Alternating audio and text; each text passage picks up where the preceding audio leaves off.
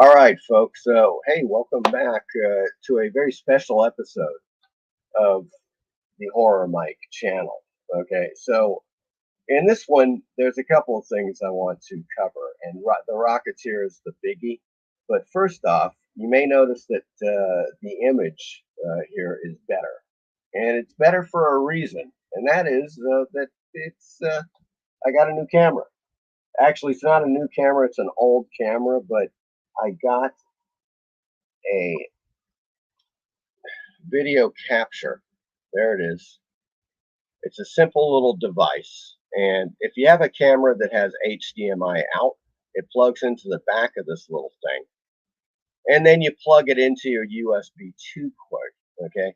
And so then it recognizes the camera, it downloads the drivers, of which there were four, and then it recognizes it perfectly. It worked like a charm. So instead of spending 50 bucks, 60 bucks or more on a new webcam, I just used my old Canon Vixia. I think the number is R80. Yeah, it's I think it's like 10 years old. But it's a decent I mean, it makes for a decent webcam, certainly. And so I'm using it, and that's what you see right now. I'm still working on the audio, but I think that, for the time being, the audio is fine. I will get that tweaked. But let's get on to the Rocketeer, shall we? All right. So IDW has been carrying the flame for the Rocketeer for many, many years now. Okay, since the sad death of the great artist Dave Stevens, who created the Rocketeer. Back in 1982 was the first published date through Pacific Comics uh, as a back page, episode of oh God, Star Slayer. Okay, which you may recall. So yeah, that was kind of an unfortunate beginning for the Rocketeer because he deserved his full front cover, full exclusive issue from the get go, but that didn't happen. So it first appeared in Pacific Comics Star Slayer #2 in 1982. So it is the 40th anniversary of the Rocketeer, and IDW has been doing some really great stuff, and some stuff a little bit of a mixed bag. So let's start off with something that I found on eBay. I was just looking and it's a series from 2013 that IDW put out uh, called The Rocketeer Hollywood Horror, right? And right off the bat, I was like, man, that's a great cover. And of course it is because it's done by the fantastic Walt Simonson. Okay, so I was immediately drawn to this, right? Hollywood horror, of course. You got me. It's like, of course, the combination of horror and noir elements, back to basically taking place in the 30s, late 30s type of thing. And so I was immediately attracted to this series. And so here's issue #1, right? And let me just show you the covers. They're all Walt Simonson covers. Here's issue #2. You can see there. There we go. I was trying to first time doing this, so you're gonna have to bear with me a little bit. I've got the camera behind the laptop kind of position. But there's the second, and as you can see, it's the Rocketeer, and then behind him is the Hollywoodland sign. Isn't that freaking awesome or what? So another great cover for issue #2. Then we go to issue #3. This is really cool too. Loving this one. Close up of the Rocketeer. Check out his eye. Ah, yes. Has a certain amount of menace whenever they do that. And then below, it's Betty. Betty in peril. Good Lord. There he is. And so that's cover 3. Or I mean, I should say issue 3 by Walt Simonson. And this is the fourth, right here, Hollywood Horror. As you can see, Rocketeer's in a bit of a bind here with this tentacled creature. Very Lovecraftian, and that's another thing that drew me to this, seeing this cover. I was like, all right. Hollywood horror, there's a Lovecraftian type of element to this. I am sold. I'm just getting them. Uh, I didn't even see one panel from the interior. Okay, so I just bought them. They were relatively inexpensive, like $3 or $4 each. So there you go. Another great Walt Simonson cover. Unfortunately, what you get on the interior is a more like a Walter Lantz kind of cartoony looking Venture Brothers kind of thing. Okay, and as far as I'm concerned, I mean, I'm not dissing the artist. That's their style, and they were hired by IDW to do this. But in no way is that horrifying or produces any kind of like suspense or dread or whatever uh, for me personally. It's just, man, I put this in there. I mean, no, it just doesn't work for me. But let me just get back to the covers. They're fantastic, and I think it's worth the series is worthwhile for the great Walt Simonson covers alone. That's what I'm going to tell you right now. So that was the Hollywood Horror that came out in 2013 from IDW. Now let's get on to the really good stuff. All right, here we go, folks. This is the brand new series of the Rocketeer called The Great Race. Check this out. This is issue number 1, cover number 1, by just a fantastic artist, Gabriel Rodriguez. Okay. And I just can't really say enough about this guy's art. It is fantastic. Uh, and the one thing about this is that all of the interior stuff is done by Stephen Mooney. And check this out. Now that's Stephen Mooney interior stuff. I think Dave Stevens would have approved. Seriously, this is some good art. Just really cool. Not only is the interior art really well done, the colors are awesome too. The colors is absolutely fantastic. Check that out. I mean, that is just nice looking. But the story is great. It's just classic pulp style, 30s, late 30s story of the Rocketeer, Cliff Secord, our hero, the Rocketeer. Okay. And he is involved in a great race from the United States to Europe in a newfangled plane. So it's like he's going up against these other, great pilots, and so there's some, nefarious plots and schemes going on. And so, it's just one of those great things. Of course, always the specter of the Nazis involved, and that's fantastic. He's got to kick some Nazi ass. So that is really great. So this is issue 1 with the great Rodriguez cover.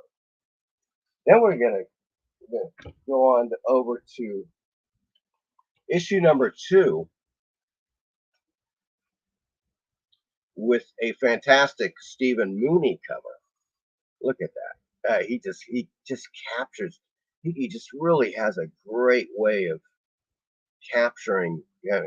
Well, Cliff Secord is kind of Dave Stevens. That's basically what's going on there, and it really does kind of resemble Dave Stevens, and of course the great Betty Page right there. But just another fantastic cover.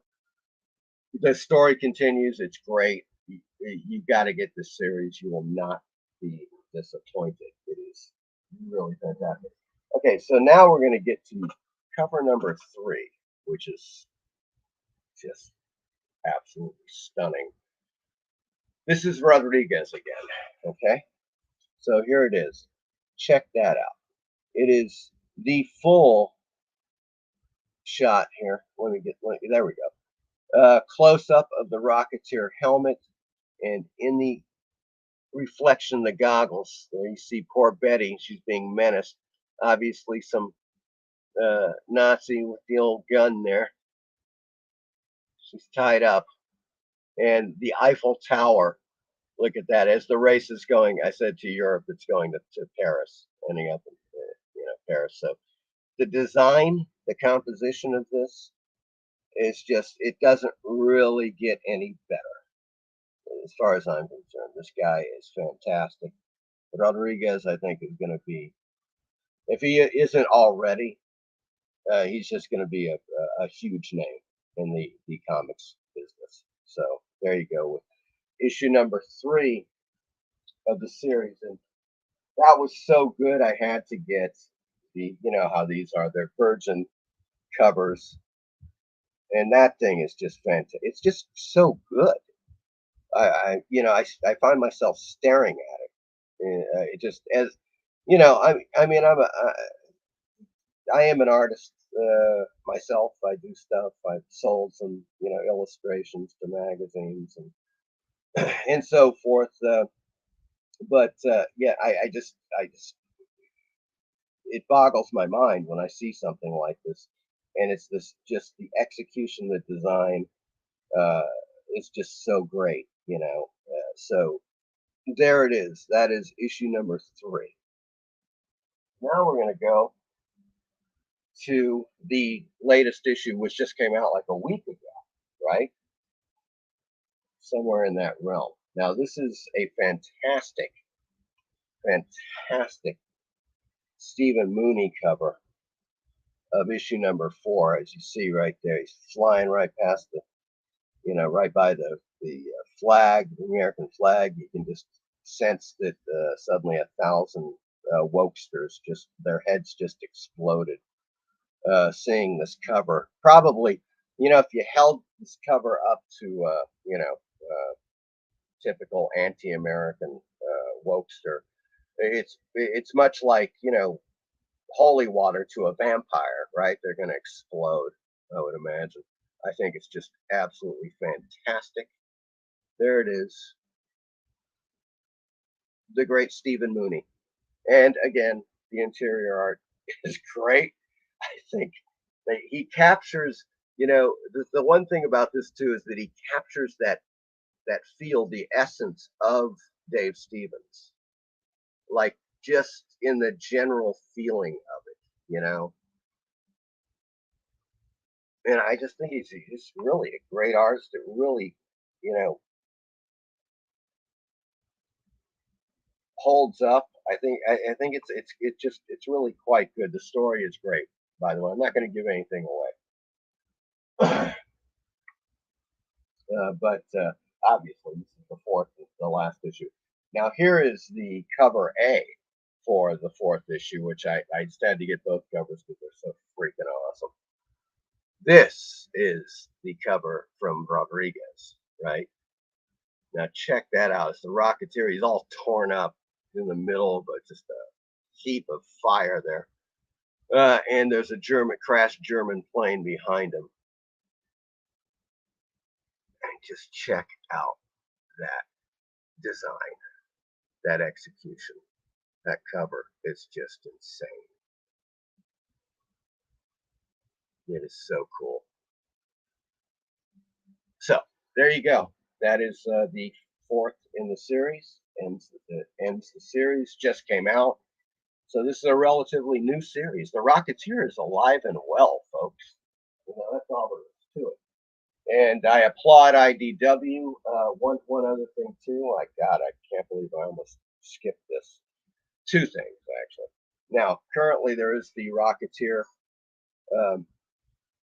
artist edition, which gives you the original art, shows you just up close and personal. The various things, the changes, the mistakes, the whiteouts, the whatever of the art, and it looks great. I do not have it yet because it is kind of pricey. Okay, but it looks great.